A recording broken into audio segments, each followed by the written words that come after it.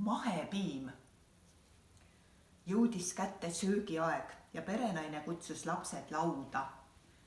Kõik piimatoidud siin laual on tehtud meie talulehmade piimast, ütles ta. Muide, seda piima, mida meie lehmad annavad, nimetatakse mahepiimaks, lisas peremees. Kas see ei olegi päris piim, küsis Kiki-Miki ehmunult. On küll, kinnitas peremees. See on vägagi päris ja hea piim, sest meie lehmad on õnnelikud lehmad. Nad söövad suvel värsket rohtu ja talvel meie enda tehtud heina. Ja suviti on lehmad õues, lisas perenaine. Maril oli kõht tühi ja ta hakkas kohe toitu ette tõstma. Ta kuhjas taldrikule kartuleid ja valas peale hulga kodujuustukastet, määris leivale võid ja pani selle peale kurgiviilud. Seejärel kallas ta klaasi ääreni piima täis.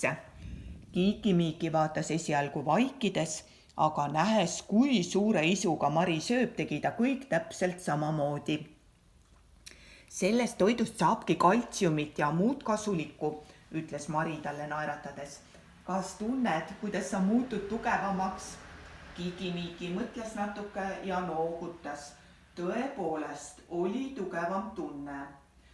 Võib-olla saan ma endale sama ilusad juuksed kui sinul, ütles ta Marile. Mari punastas.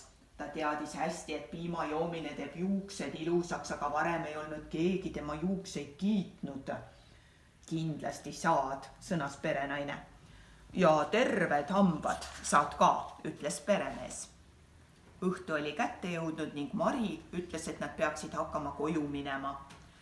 Te võiksite suvel meile külla tulla, siis teeme lehmadele talveks heina, ütles peremees hüvasti jätul. Kiki-Miki noogutas endal kaval nägu peas. Ta võttis Maril käest kinni ja sosistas midagi. Piimatoodetes leiduv kaltsium muudab luud ja hambad tugevaks. Mis on mahepiim?